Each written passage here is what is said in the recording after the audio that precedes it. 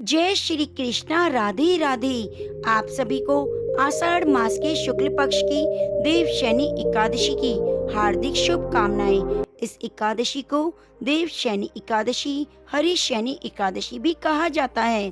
पुराणों में कहा जाता है कि इस दिन भगवान विष्णु 4 मास तक बलि के द्वार पर पाताल में रहते हैं और कार्तिक मास के शुक्ल पक्ष की एकादशी को अपने लोक में लौटते हैं।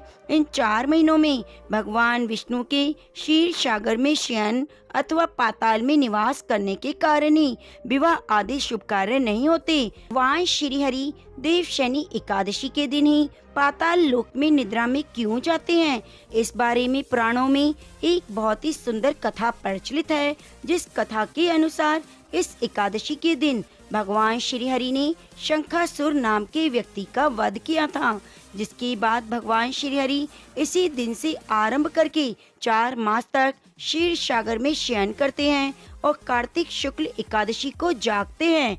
एक अन्य कथा के अनुसार भगवान श्री हरि वामन रूप में दैत्य बलि से यज्ञ में 3 पग धरती दान में मांगते हैं, तो वह पहले पग में समस्त दिशाओं सहित संपूर्ण पृथ्वी और आकाश को नाप लेते हैं, दूसरे पग में स्वर्ग को नाप लिया और तीसरा पग रखने के लिए कुछ भी शेष नहीं बचा, तो बलि ने अपना सर रखते हुए निवेदन किया, हे प्रभु, आप अपना तीसरा पग मेरे शीश पर रखें। बलि के इस दान और समर्पण से प्रसन्न होकर भगवान श्री हरि ने बलि को पाताल का अधिपति बना दिया और वर मांगने के लिए कहा। बलि ने कहा, प्रभु, आप सदा मेरे महल में रहिए, यही मुझे चाहिए।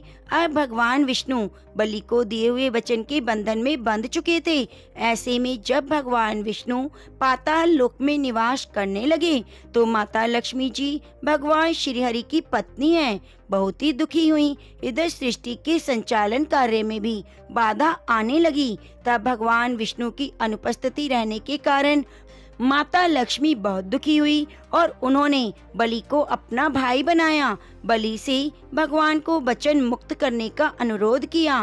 तब इसी दिन से भगवान विष्णु वर का पालन करते हुए, वचन का पालन करते हुए 4 महीने तक देव शयनी एकादशी से लेकर देव उठनी एकादशी तक पाताल लोक में निवास करते हैं। अतः देव शयनी एकादशी को सौभाग्य की एकादशी के नाम से भी जाना जाता है और मोक्ष की इच्छा रखने वाले मनुष्यों को इस एकादशी का व्रत अवश्य ही करना चाहिए। तो प्रेम से बोलिए श्री हरि विष्णु की जय। हरे कृष्णा। प्रिय भक्तजनों, अब आइए सुनते हैं देव शयनी एकादशी के दिन सुनी जाने वाली पौराणिक कथा। इसके बाद सुनेंगे तुलसी माता की कथा, ग्यारस माता की कथा और साथ ही जगन्नाथ भगवान की कथा। आषाढ़ मास की दोनों एकादशियों में जगन्नाथ भगवान की कथा को जरूर ही सुनना चाहिए। तो आप सभी भक्तजन बड़ी श्रद्धा और प्रसन्नचित मन से इन कथाओं को पूरा जरूर सुनिएगा, जिससे आपको एकादशी व्रत का संपूर्ण फल प्राप्त हो सके। हरे कृष्णा। एक बार अर्जुन ने कहा, हे श्री कृष्ण, आषाढ़ मास के शुक्ल पक्ष की एकादशी का क्या व्रत है? उस दिन किस देवता का पूजन होता है? क्या विधान है? क्या कथा है? विस्तार पूर्वक बताइए। तब भगवान श्री कृष्ण ने कहा, हे धनुर्धर, एक बार नारद जी ने ब्रह्मा जी से यही प्रश्न पूछा था। तब ब्रह्मा जी ने कहा, नारद, तुमने कलयुग में प्राणी मात्र के उद्धार के लिए सबसे श्रेष्ठ प्रश्न पूछा है, क्योंकि एकादशी का व्रत सब व्रतों में उत्तम है। इसके व्रत से सभी प्रकार के पाप नष्ट हो जाते हैं। इस एकादशी का नाम देव शयनी एकादशी है। यह व्रत करने से भगवान विष्णु प्रसन्न होते हैं। इस संबंध में मैं तुम्हें पौराणिक कथा सुनाता हूँ, ध्यान पूर्वक सुनो। मानधाता नाम का एक सूर्यवंशी राजा था। वह सत्यवादी, महान तपस्वी और चक्रवर्ती था। वह अपनी प्रजा का पालन संतान की तरह करता। उसकी सारी प्रजा धन धान्य से परिपूर्ण थी, सुखपूर्वक जीवन यापन कर रही थी। उसके राज्य में कभी अकाल नहीं पड़ता था, कभी भी किसी प्रकार की प्राकृतिक आपदा नहीं थी। परंतु ना जाने उससे देवता क्यों रुष्ट हो गए। ना मालूम राजा से क्या भूल हो गई। एक बार उसके राज्य में जबरदस्त अकाल पड़ गया और प्रजा अन्न की कमी के कारण अत्यंत दुखी रहने लगी। राज्य में यज्ञ होने बंद हो गए। अकाल से पीड़ित प्रजा एक दिन दुखी होकर राजा के पास जाकर प्रार्थना करने लगी, हे राजन, समस्त संसार की सृष्टि का मुख्य आधार वर्षा है। इसी वर्षा के अभाव से राज्य में अकाल पड़ गया है और अकाल से प्रजा मर रही है। हे भूपति, आप कोई ऐसा जतन कीजिए जिससे हम लोगों का कष्ट दूर हो सके। यदि जल्द ही अकाल से मुक्ति ना मिली तो विवश होकर प्रजा को किसी दूसरे राज्य में शरण लेनी पड़ेगी। प्रजाजनों की बात सुन राजा ने कहा, आप लोग सत्य कह रहे हैं। वर्षा न होने से आप लोग बहुत दुखी हैं। राजा के पापों के कारण ही प्रजा को कष्ट भोगना पड़ता है। मैं बहुत सोच विचार कर रहा हूँ, फिर भी मुझे अपना कोई दोष दिखाई नहीं दे रहा। आप लोगों के कष्ट को दूर करने के लिए मैं बहुत उपाय कर रहा हूँ, परंतु आप चिंतित ना हो, मैं कोई ना कोई उपाय अवश्य करूँगा। राजा के वचनों को सुन प्रजा जन चले गए।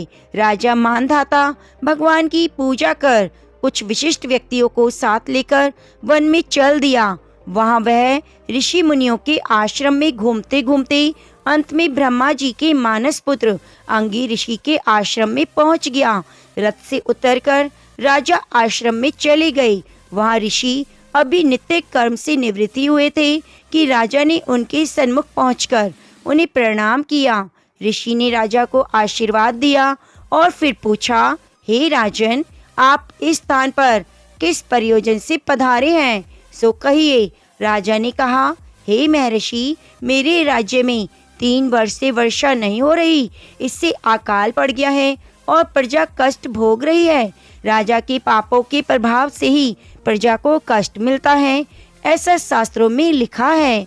मैं धर्म के अनुसार राज्य करता हूँ, फिर भी यह अकाल कैसे पड़ गया, इसका मुझे अभी तक पता नहीं लग सका है। अब मैं आपके पास इसी संदेह की निवृत्ति के लिए आया हूँ। आप कृपया कर मेरी समस्या का निवारण कर दीजिए। मेरी प्रजा के कष्ट को दूर करने के लिए कोई उपाय बताइए। सारा वृतांत सुनने के बाद ऋषि ने कहा, हे राजन, इस सतयुग में धर्म के चारों चरण सम्मिलित हैं। यह युग सभी युगों में उत्तम है। इस युग में केवल ब्राह्मणों को ही तप करने का, वेद पढ़ने का अधिकार है, किंतु आपके राज्य में एक शूद्र तप कर रहा है। इसी दोष के कारण आपके राज्य में वर्षा नहीं हो रही। यदि आप प्रजा का कल्याण चाहते हैं तो शीघ्र ही शूद्र का वध करवा दीजिए। जब तक आपका यह कार्य नहीं कर लेते तब तक आपका राज्य अकाल की पीड़ा से मुक्त नहीं हो सकता। ऋषि के वचन सुन राजा ने कहा, हे मुनिश्रेष्ठ, मैं उस निरपराध तप करने वाले शूद्र को नहीं मार सकता। किसी निर्दोष मनुष्य की हत्या करना मेरे नियमों के विरुद्ध है। मेरी आत्मा इसे किसी भी स्थिति में स्वीकार नहीं करेगी। आप इस दोष से मुक्ति का कोई उपाय बताएं। कोई दूसरा ही उपाय आप मुझे बता दीजिए। राजा को विचलित जान ऋषि ने कहा, हे राजन, यदि आप ऐसा चाहते हो तो आषाढ़ माह के शुक्ल पक्ष की देव शनि नामक एकादशी का विधि पूर्वक व्रत करो। इस व्रत के प्रभाव से तुम्हारे राज्य में वर्षा होगी। प्रजा भी पहले की तरह सुखी हो जाएगी, क्योंकि इस एकादशी का व्रत सिद्धियों को देने वाला है, कष्टों से मुक्त करने वाला है। ऋषि के इन वचनों को सुन राजा अपने नगर वापिस आ गया। विधि पूर्वक देव शनि एकादशी का व्रत किया। इस व्रत के प्रभाव से राज्य में अच्छी वर्षा हुई और प्रजा को अकाल से मुक्ति मिली। इस व्रत के करने से भगवान विष्णु और माँ लक्ष्मी प्रसन्न होते हैं। मोक्ष की इच्छा रखने वाले मनुष्यों को इस एकादशी का व्रत करना चाहिए। चतुर्मास व्रत भी इसी एकादशी के व्रत से आरंभ हो जाते हैं। इसके बाद भगवान श्री कृष्ण कहते हैं, अपने कष्टों से मुक्ति पाने के लिए किसी दूसरे का बुरा नहीं करना चाहिए। अपनी शक्ति से और भगवान पर पूरी श्रद्धा और आस्था रख संतों के कथन अनुसार सत्कर्म करने चाहिए। बड़े बड़े कष्टों से सहज ही मुक्ति मिल जाती है। तो प्रेम से बोलिए राधा कृष्ण भगवान की जय। अब आइए सुनते हैं मनोकामनाओं को पूरी करने वाली बड़ी ही सुंदर कथा। इस कथा को सुनने से ही व्रत पूर्ण माना जाता है। प्रेम से बोलिए बांके बिहारी लाल की जय। एक समय की बात है, भगवान श्री कृष्ण के पास देवी सत्यभामा आती है और कहती है, हे नाथ, जब से मैं पृथ्वी लोक से स्वर्ग लोक आपके पास आई हूँ, तब से मेरे मन में एक शंका अपना विकराल रूप ले रही है, जिससे मैं अत्यंत संकोच में पड़ गई हूँ। हे नाथ, मैं आपके पास अपनी इस शंका के निवारण के लिए आई हूँ। तब भगवान श्री कृष्ण कहते हैं, हे देवी, कहिए आपकी वह कौन सी शंका है जिसकी वजह से आप इतना परेशान हैं? मुझे बताइए, मैं आपकी शंका का निवारण अवश्य करूँगा। तब देवी सत्यभामा बोली, हे नाथ, आज जब मैं पृथ्वी लोक का अवलोकन कर रही थी, तब मैंने एक बहुत ही विचित्र घटना देखी, जहाँ पर कुछ कसाई गौ माता को बुरी तरह पीट रहे थे, जिससे वह लूहलुहान होकर जमीन पर बैठी हुई थी। पर जो मनुष्य गाय माता को पीट रहे थे, वे बड़े ही दुखी थे। उनके घर में बीमारी, लाचारी, गरीबी यह सब विद्यमान थी। वहीं दूसरी तरफ मैंने देखा, जो मनुष्य गाय माता की नित्य पूजा अर्चना करते हैं, गाय माता को समय पर रोटी देते हैं, घास डालते हैं, गौ माता की सेवा करते हैं, वह मनुष्य अत्यंत ही गुणवान बनते हैं और सुखपूर्वक अपने जीवन का निर्वाह करते हैं। उनके जीवन में किसी भी प्रकार की कमी नहीं होती। अब देवी सत्यभामा आगे बोली, हे प्राणनाथ, मेरा प्रश्न आपसे यह है कि गाय को रोटी खिलाने से कौन सा पुण्य मिलता है? अब भगवान श्री कृष्ण देवी सत्यभामा से बोले, हे देवी, आज आपने बड़ा ही दुर्लभ और समस्त कलयुग के मनुष्य के लिए अत्यंत महत्वपूर्ण प्रश्न किया है। आपका यह प्रश्न समस्त मनुष्य जाति के लिए अत्यंत ही आवश्यक है। मैं आपको आपके इस प्रश्न का उत्तर इस छोटी सी कथा के माध्यम से दूंगा। लेकिन हे देवी सत्यभामा, तुम्हें मेरे द्वारा सुनाई गई इस कथा को पूरा अंत तक अवश्य सुनना होगा और संपूर्ण विश्व जगत में विख्यात करना होगा। तब देवी सत्यभामा बोली, हे माधव, आप कथा को कहिए, मैं आपको वचन देती हूँ, मैं इस कथा को संपूर्ण विश्व जगत में विख्यात करूँगी। तब भगवान श्री कृष्ण कथा को सुनाना प्रारंभ कर देते हैं और कहते हैं, हे देवी, विदर्भ देश में एक नौजवान राजा अपने पिता की मृत्यु के बाद उनके राज सिंहासन पर विराजमान हुए थे। उस राजा का नाम देवरमण था। वह राजा अत्यंत गुणवान, चरित्रवान था, पर अपनी प्रजा के प्रति अपना सब कुछ न्यौछावर कर देने वाला एक न्यायप्रिय राजा था। उसके राज्य में प्रजा बड़ी खुश थी। राजा देवरमण अपनी प्रजा को देखकर बहुत खुश होते थे। उनका मन अपनी प्रजा को देखकर भर आता था। अब राजा नौजवान थे, तो उनका विवाह करुणावती नाम की एक स्त्री से हो गया। करुणावती सर्वगुण संपन्न पतिव्रता स्त्री थी, जिसके साथ देवरमण खुशी से अपना जीवन निर्वाह कर रहे थे।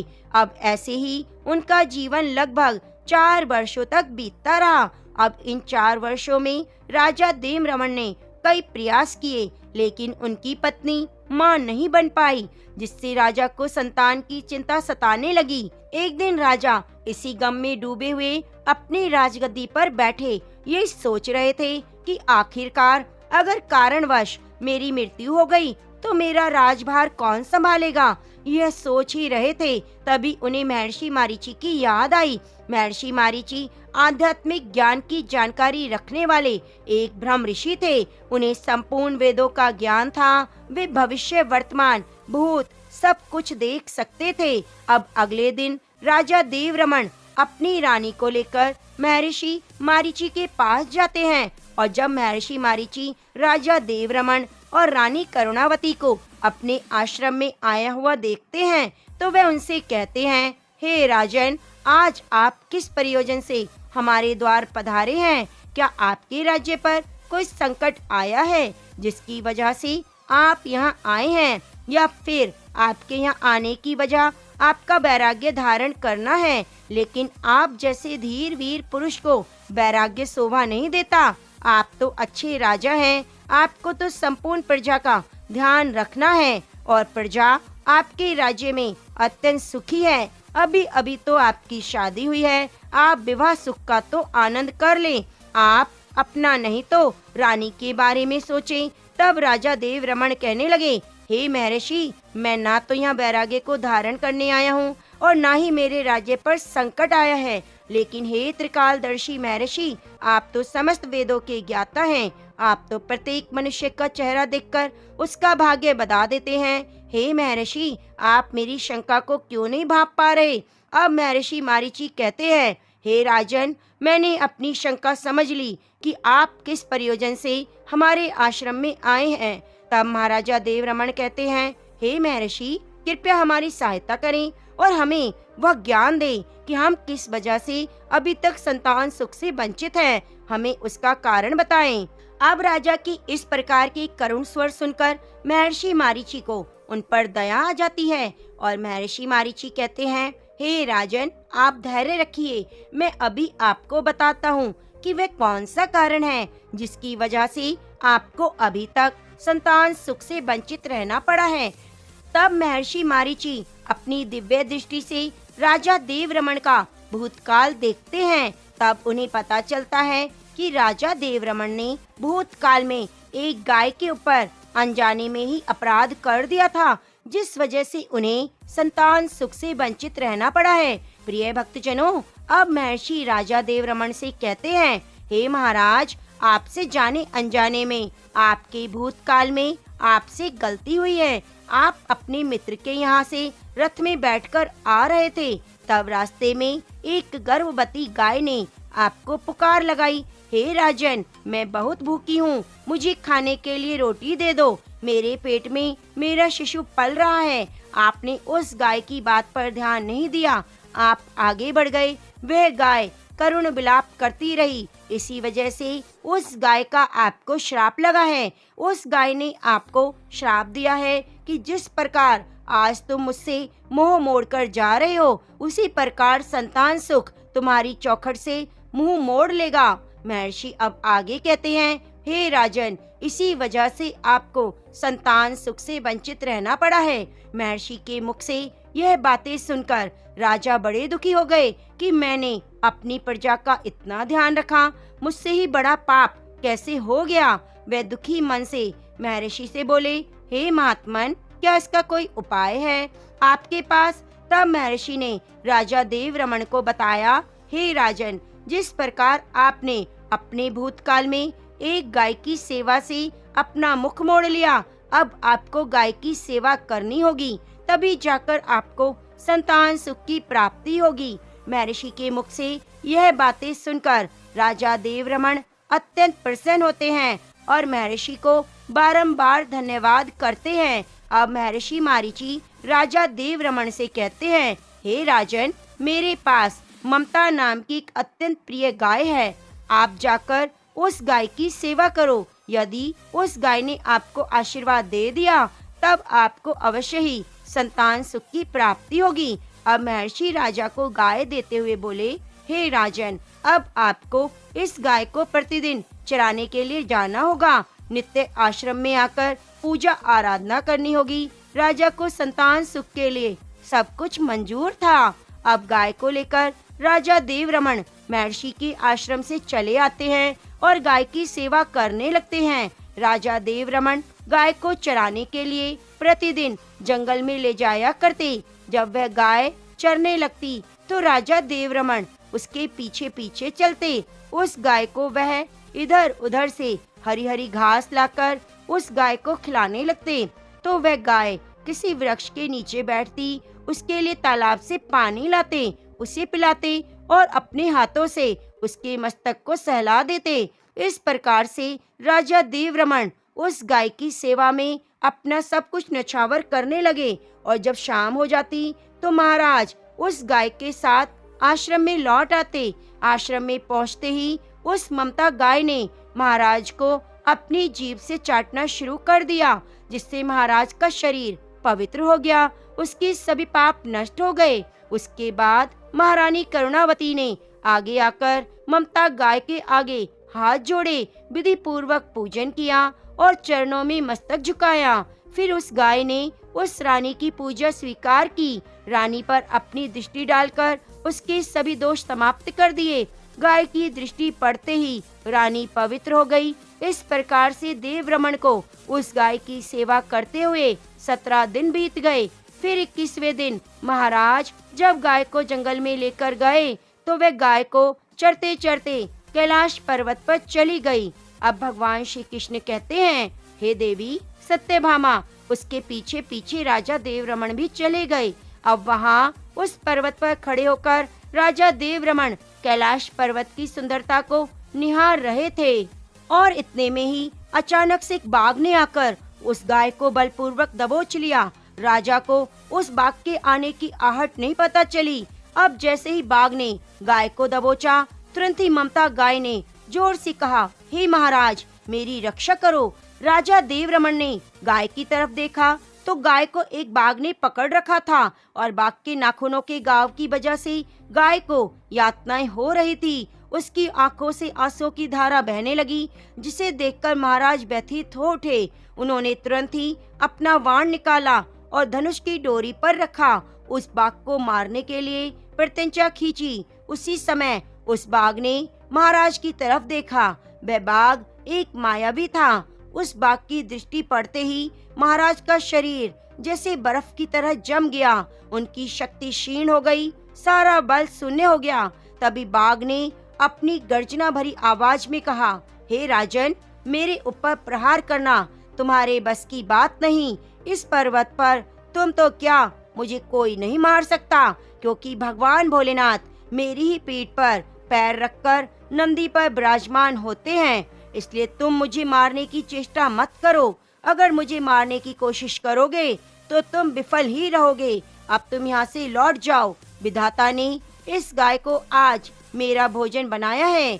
मुझे आज इसके मांस को खाकर अपना भरपेट भोजन करना है। इसलिए तुम इसमें दखल देने की कोशिश मत करो। मैं जानता हूँ तुम सूर्यवंश में जन्मे हुए राजा देवरमण हो। सूर्यवंशी एक बार जो ठान लेते हैं वे किए बिना पीछे नहीं हटते। लेकिन तुम्हें अभी यह ज्ञात नहीं कि कैलाश पर्वत पर भगवान भोलेनाथ की असीम माया फैली है। इसलिए तुम यहाँ से तुरंत चले जाओ। अब भगवान श्री कृष्ण देवी सत्यभामा से आगे कहते हैं, फिर राजा देवरमण कहने लगे, हे बाघराज, कृपया आप इस गाय को ना मारें। यह महर्षि जी के संपूर्ण मनोरथों को सिद्ध करने वाली ममता गाय है। हे बाघराज, आप इसकी हत्या ना करें। इस गाय की रक्षा और सेवा करने का आदेश महर्षि ने मुझे दिया है। इस गाय का एक नन्हा सा बच्चा है जो घर पर इसकी राह देख रहा है। मैं इस गाय को हर हाल में मरने के लिए नहीं छोड़ सकता। यह मेरे क्षत्रिय धर्म के खिलाफ है, क्योंकि एक क्षत्रिय अपना सर कटवा सकता है, लेकिन अपने दिए हुए वचन को पूरा करना उसका कर्तव्य है। इसलिए हे बाघराज, मेरी आपसे विनती है, आप इस गाय को जीवन दान दे दीजिए। इस गाय के बदले में मैं तुम्हें अपना शरीर समर्पित करता हूँ। आप मेरे शरीर का भक्षण कर लो, जिससे आपकी भूख भी शांत हो जाएगी और गाय की रक्षा भी हो जाएगी। मेरे वचन का पालन भी हो जाएगा। हे बाघ, मुझ पर इतनी कृपा करो। इतना कहते हुए राजा देवरमण उस बाघ के सामने गए और गाय को छोड़ने के लिए विनती करने लगे। कहने लगे, गौ रक्षा के लिए प्राण त्यागने से मुझे स्वर्गलोक की प्राप्ति होगी। प्रिय भक्तजनों, इतना कहकर महाराज देवरमण उस बाघ के सामने हाथ जोड़कर बैठ गए। उन्होंने अपनी आंखें भी बंद कर ली। फिर अचानक से राजा देवरमण के कानों में आवाज सुनाई पड़ी, हे पुत्र, उठो, मैं तुम्हारी सेवा देखकर अत्यंत प्रसन्न हूँ। यह सुनकर महाराज उठ खड़े हुए। उन्होंने अपने सामने उस गाय को देखा, लेकिन बाघ कहीं दिखाई नहीं दिया। तभी वह गाय एक दिव्य स्त्री के रूप में बदल गई और राजा से कहने लगी, हे राजन, यह सब मेरी माया थी। मैं तुम्हारी परीक्षा ले रही थी। तुम अपनी परीक्षा में सफल हुए। तुम मेरे लिए अपने प्राण देने को तैयार हो गए, इसलिए मैं तुमसे बहुत प्रसन्न हूँ। अब तुम मुझसे कोई वरदान मांगो, मैं तुम्हारी हर एक मनोकामना पूरी करूंगी। भगवान श्री कृष्ण कहते हैं, हे देवी सत्यभामा, महाराज देवरमण कहते हैं, हे गौ माता, मेरे मन में जो इच्छा है उसे तो आप भली भांति जानती हैं। कृपया आप मुझे पुत्र प्राप्ति का वरदान दें। मेरी आपसे एकमात्र यही कामना है, क्योंकि मुझे कोई भी पुत्र नहीं। अगर मुझे किसी पुत्र की प्राप्ति नहीं हुई तो मेरे राज्य का राजवंश कौन संभालेगा, कौन उत्तराधिकारी बनेगा। अब उस दिव्य स्त्री ने कहा, हे पुत्र, तुम पत्ते के दोने में मेरा दूध लेकर उसका पान करो। इससे तुम्हें अत्यंत बुद्धिमान और गुणवान पुत्र की प्राप्ति होगी। महाराज कहने लगे, हे माते, अब आप अपने असली रूप में आ जाइए और मेरे साथ महर्षि के आश्रम पर चलिए। फिर वह दिव्य स्त्री एक गाय के रूप में बदल गई। उसके बाद राजा उस गाय के साथ आश्रम में चले गए। आश्रम में पहुंचने पर महारानी ने आगे आकर उस गाय का पूजन किया। तब उस गाय ने कहा, हे महारानी, आप मुझे स्पर्श करें, इससे आपको अत्यंत गुणवान विद्वान पुत्र की प्राप्ति होगी। फिर महारानी ने गाय को स्पर्श किया। महाराज और महारानी ने उस गाय की शास्त्रों के अनुसार पूजा आराधना की। उनकी अमृत के समान दूध को प्रसाद समझकर ग्रहण किया।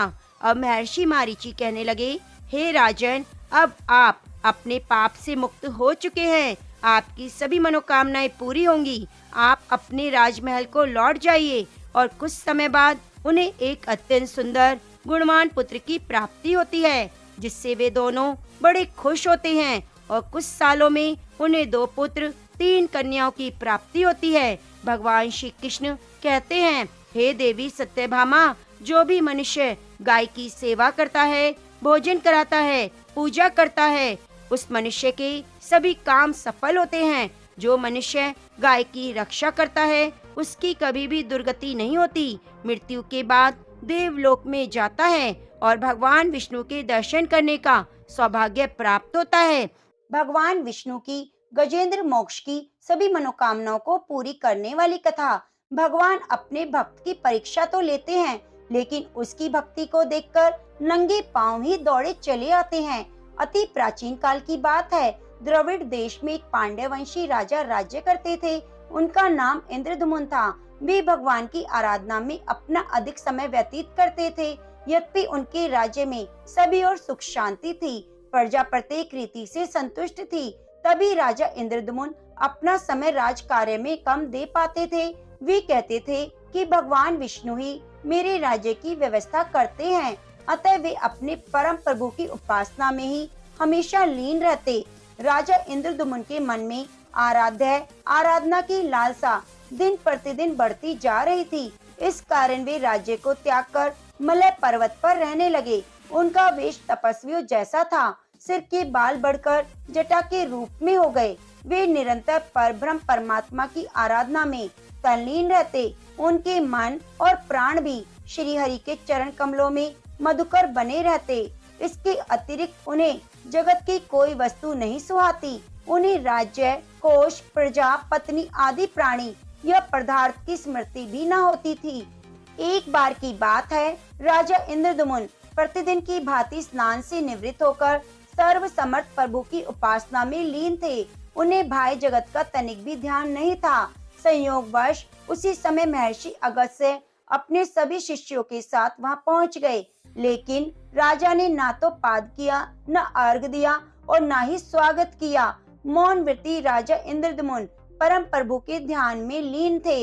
इससे महर्षि अगस्त्य कुपित हो गए। उन्होंने इंद्रद्युम्न को श्राप दे दिया। इस राजा ने गुरुजनों से शिक्षा ग्रहण नहीं की और अभिमानवश परोपकार से निवृत्त होकर मनमानी कर रहा है। ऋषियों का अपमान करने वाला यह राजा हाथी के समान जड़ बुद्धि है, इसलिए इसे घोर अज्ञान में हाथी की योनि प्राप्त हो। महर्षि अगस्त्य भगवत भक्त इंद्रद्युम्न को यह श्राप देकर चले गए। राजा इंद्रद्युम्न ने भी इसे श्री भगवान का मंगलमय विधान समझकर प्रभु के चरणों में सिर रख दिया। क्षीराब्दी में 10 सहस्त्र योजन लंबा, चौड़ा और ऊंचा त्रिकुट नामक पर्वत था।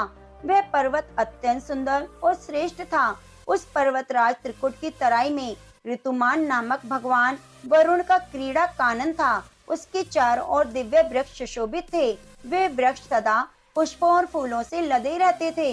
उसी क्रीड़ा कानन ऋतुमान के समीप पर्वतश्रेष्ठ त्रिकुट के गहन वन में हथिनियों के साथ अत्यंत शक्तिशाली और अमित पराक्रमी गजेंद्र रहता था। एक बार की बात है, गजेंद्र अपने साथियों सहित प्यास की तीव्रता से व्याकुल हो गया। वह कमल की गंध से सुगंधित वायु को सूंघकर एक विशाल सरोवर के तट पर जा पहुंचा। गजेंद्र ने उस सरोवर के निर्मल, शीतल और मीठे जल में प्रवेश किया। पहले तो उसने जल पीकर अपनी तृषा बुझाई, फिर जल में स्नान कर अपना श्रम दूर किया। उसके बाद उसने जल क्रीड़ा आरंभ कर दी। वह अपनी सूंड में जल भरकर उसकी फुहारों से हथनियों को स्नान कराने लगा। तभी अचानक गजेंद्र ने सूंड उठाकर चित्कार की। पता नहीं किधर से एक मगर ने आकर उसका पैर पकड़ लिया। गजेंद्र ने अपना पैर छुड़ाने के लिए पूरी शक्ति लगाई, परंतु उसका वश नहीं चला, पैर नहीं छूटा। अपने स्वामी गजेंद्र को ग्रहग्रस्त देखकर हथिनियां कलब और अत्यंत व्याकुल हो गई। वे सूंड उठाकर चिंगाड़ने और गजेंद्र को बचाने के लिए सरोवर के भीतर बाहर दौड़ने लगी। उन्होंने पूरी चेष्टा की, लेकिन सफल नहीं हुए। उसी समय महर्षि अगस्त्य के श्राप से राजा इंद्रद्युम्न गजेंद्र हो गए थे और गंधर्व श्रेष्ठ हुहु महर्षि देवल के श्राप से ग्रह हो गए थे। वे भी अत्यंत पराक्रमी थे। संघर्ष चलता रहा। गजेंद्र स्वयं को बाहर खींचता रहा और ग्रह गजेंद्र को भीतर खींचता। सरोवर का निर्मल जल गंदला हो गया था।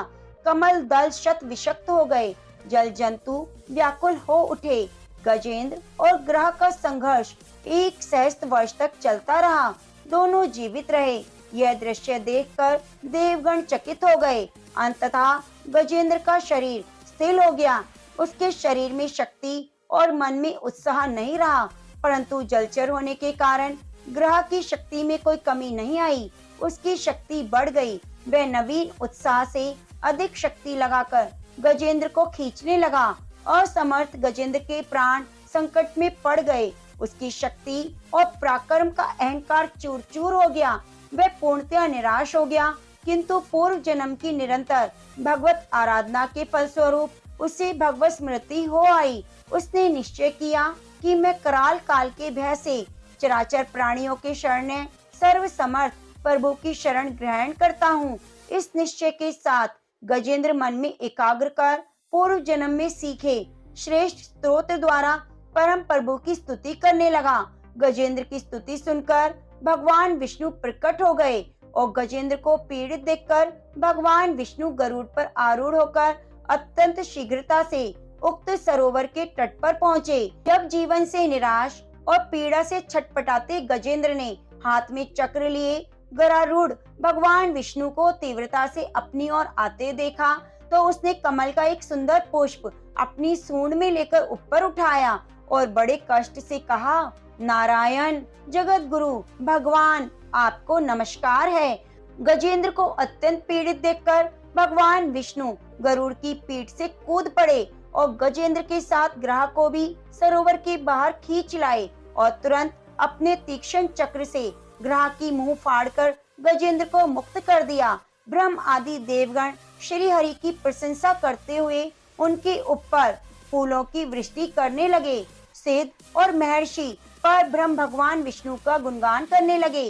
ग्रह दिव्य शरीरधारी हो गया। उसने विष्णु जी के चरणों में सिर रखकर प्रणाम किया और भगवान विष्णु के गुणों की प्रशंसा करने लगे। भगवान विष्णु के मंगलमय वरद हस्त के स्पर्श से पाप मुक्त होकर अभिशप्त हुहु गंधर्व ने प्रभु की परिक्रमा की और उनके त्रिलोक्य वंदित चरण कमलों में प्रणाम कर अपने लोक को चला गया। भगवान विष्णु ने गजेंद्र का उद्धार कर उसे अपना पार्षद बना लिया। गंधर्व, सिद्ध और देवगण उनकी लीला का गान करने लगे। गजेंद्र की स्तुति से प्रसन्न होकर भगवान विष्णु ने सबके समक्ष कहा, प्यारे गजेंद्र, जो लोग ब्रह्म मुहूर्त में उठकर तुम्हारी की हुई स्तुति से मेरा स्तवन करेंगे, उन्हें मैं मृत्यु के समय निर्मल बुद्धि प्रदान करूंगा। यह कहकर भगवान विष्णु ने पार्षद रूप में गजेंद्र को साथ लिया और गरुड़ पर सवार होकर अपने दिव्य धाम को चले गए। तो प्रेम से बोलिए लक्ष्मी नारायण भगवान की जय। लक्ष्मी माता की जय। आइए सुनते हैं तुलसी माता की संपूर्ण कथाएं। तुलसी माता को हरि प्रिया भी कहा जाता है। जितना भगवान श्री हरि विष्णु सोने चांदी, हीरे मोती और रत्नों से प्रसन्न नहीं होते, उतना सिर्फ तुलसी दल से प्रसन्न हो जाते हैं। सच्ची श्रद्धा भाव से तुलसी दल भगवान विष्णु को अर्पित करने से मनुष्य के सभी संकट कट जाते हैं, मनोकामनाएं पूरी हो जाती हैं। एक बार एक गांव में एक बुजुर्ग महिला रहा करती थी। वे बहुत ही पूजा पाठ किया करती। वह रोज तुलसी माता की पूजा करती। वह बुजुर्ग महिला रोज तुलसी माता से कहती, तुलसी माँ, तुम मुझे बहू दो, पीताम्बर की धोती दो, मीठा मीठा घास दो, बैकुंठ में बांस दो, चटके की चाल दो, पटके की मौत दो, चंदन की काठ दो, रानी सा राज दो, दाल भात का भोजन दो, ग्यारस की मौत दो और कृष्ण जी का कांधा दो। वह बुजुर्ग महिला हर महीने में तुलसी माता की पूजा रोज करती और बिरले ही उनको सींचा करती। तुलसी माता बुजुर्ग महिला की बात सुनकर धीरे धीरे सूखने लगी। प्रिय भक्तों, तब भगवान श्री कृष्ण ने देखा कि तुलसी माता सूख रही है।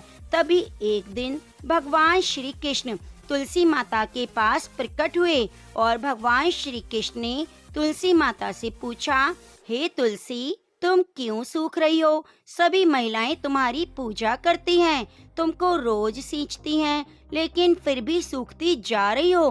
क्या कारण है? जिसके बाद तुलसी माता ने भगवान श्री कृष्ण से कहा, प्रभु, एक बुजुर्ग महिला मेरे पास रोज आती है, रोज एक बात बोलती है, हे तुलसी माता, सबकी दाता, मैं तेरा विरला सींचती हूँ, तू मुझे बहू दे, पीताम्बर की धोती दे, मीठा मीठा घास दे, बैकुंठ में बांस दे, चटके की चाल दे, पटके की मौत दे, चंदन सा काठ दे, रानी सा राज दे, दाल भात का भोजन दे, ग्यास की मौत दे और कान्हा का कांधा दे। मैं बुजुर्ग महिला की सारी मनोकामनाएं पूरी कर सकती हूँ, किंतु हे प्रभु, उसकी एक मनोकामना पूरी नहीं कर सकती। मैं कृष्ण जी का कांधा कहाँ से दूंगी? भगवान श्री कृष्ण तुलसी माता की बात सुनकर जोर जोर से हंसने लगे और फिर भगवान श्री कृष्ण ने तुलसी माता से कहा, तुम चिंता मत करो, जब वह बुजुर्ग महिला की मृत्यु होगी तब मैं मौके पर वहां पहुंचकर कांधा दे दूंगा। आज सुबह जब वे पूजा करने आए तब कह देना कि सब कुछ तुम्हें मिल जाएगा। कुछ दिनों बाद वे वृद्ध महिला ठोकर खाकर रास्ते में गिर के मर गई। पूरे गांव के सभी लोग आए। उस महिला को सभी लोग धर्मात्मा मानते थे। उनको तुलसी जी की डोकरी कहते थे। उनके परिवार में कोई नहीं था, इसलिए गांव वालों ने ही अंतिम संस्कार की योजना बनाई। उन्हें नहला धुलाकर चौकी पर बिठाने के लिए उन्हें उठाने लगे तो उनका मृत शरीर इतना भारी हो गया कि उसे कोई उठा नहीं पाया।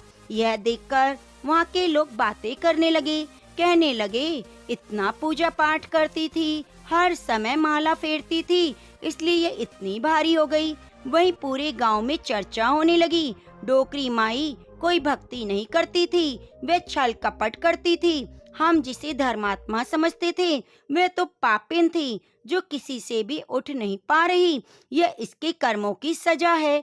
इधर भगवान ने सोचा, मेरे भक्त की तो निंदा हो रही है, इसलिए भगवान ने बूढ़े आदमी का वेश धारण करके वहाँ आए और वहाँ एकत्रित लोगों से पूछने लगे, यहाँ पर इतनी भीड़ क्यों है? जिसे लोग कहने लगे, यह डोकरी माई मर गई है, इतनी पापिन थी कि जिससे यह उठ भी नहीं पा रही। सब लोग उठा उठाकर थक गए। तब ब्राह्मण ने कहा, मुझे एक बार डोकरी के कान में कहने दो, फिर देख लो कैसे उठती है। तो सभी लोगों ने कहा, आप भी प्रयास करके देख लीजिए। तब भगवान ने उस वृद्ध महिला के कान में कहा, हे मैया, देख मैं आ गया, तू बिरला सींचा मेरा, मैं करूँ निस्तारा तेरा। हे बुढ़िया माई, बहू ले, पोते पोती ले, लड्डू ले, पीताम्बर की धोती ले, गहना ले, घी का घड़ा ले, मीठा मीठा घास ले, खीर पूरी ले, दाल भात का जीवन ले, धन दौलत ले, बेटा ले, पोता ले, तुलसी जी का पत्ता मुंह में ले, गंगा जी का जल ले, 11 को चंदन का काठ ले और ले श्री कृष्ण जी का कांधा। इतना सुनते ही बुढ़िया माई तो हल्की हो गई। भगवान बोले, आओ इनको उठाओ। भगवान ने हाथ लगाया, बुढ़िया माई जो डोकरी उठ गई। सबको बड़ा ही आश्चर्य हुआ, धूमधाम से ले गए। भगवान उसे कांधे पर लेके गए। पूरे गांव में चर्चा होने लगी, जिससे उसे मुक्ति मिल गई और वह बैकुंठ चली गई। सभी लोग देखते रह गए। सभी लोगों ने देखा, शमशान घाट तक तो ब्राह्मण साथ आया था, लेकिन अब दिखाई नहीं दे रहा। इससे लोग समझ गए वे कोई और नहीं, स्वयं भगवान बूढ़े ब्राह्मण के रूप में आए थे। तो बोलिए श्री राधा कृष्ण भगवान की जय, तुलसी शालिग्राम भगवान की जय।